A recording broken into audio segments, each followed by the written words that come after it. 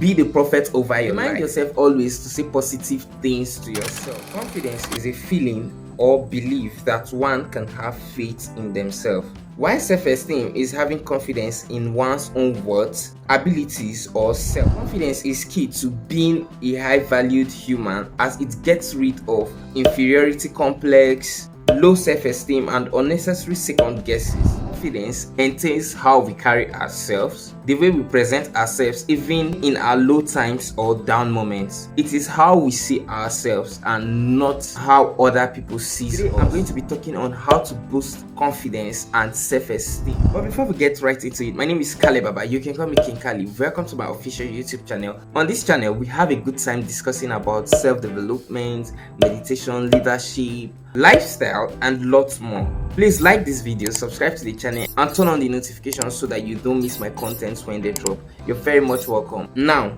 how can one build confidence or self-esteem? Number one, you got to accept your flaws. There is this tendency of us trying to shy away or look away from the things that were not cool or we don't like about ourselves. Doing this has never been of any good to us. So rather than shy away from these things, why not identify them and then accept them since they are already part of us, and then work towards fixing them or choose to live with them if of course they are something that we cannot correct. Identifying your flaws and accepting them, or better yet working on them, is a great booster to your confidence, so that when people call them out in us, it always won't matter because we've already accepted them as flaws and working towards fixing them. Now, these flaws are mostly physical than habitual. Of course, there are flaws which are habitual, but most of our flaws are physical. There could be the way we look, the way we talk, the way we walk, etc. There is a reason I'm saying these flaws are more physical than habitual. This is so you don't start thinking I've opened the room for you to harbor bad character.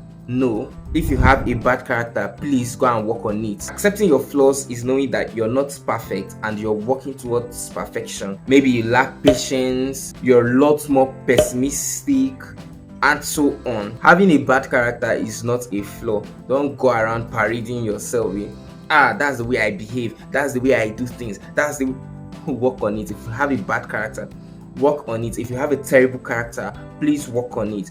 Number two, self-affirmation. Remind yourself always to say positive things to yourself. Be the prophet over your life. I get sometimes you get to a phase in life where it looks like all the negative things in the world is happening to you, or it seems like every other person is getting it, but then you're not getting it even after putting in a lot of effort and so on. Like you're doing what you think every other person is doing. They are getting it right, but you're not getting it right. I understand how this can be, where you feel like everything is just working against you. In the face of all this, don't fail to self-affirm. Say only positive things to yourself, and if you find this difficult to do, you can place wallpapers in your rooms, your phone, you can set reminders and so on, but don't just fail to say positive things to yourself. Even doctors tell patients in the hospital to stay positive and think positive so that they can get well faster. How much more of you who is not even having a health issues to fight with?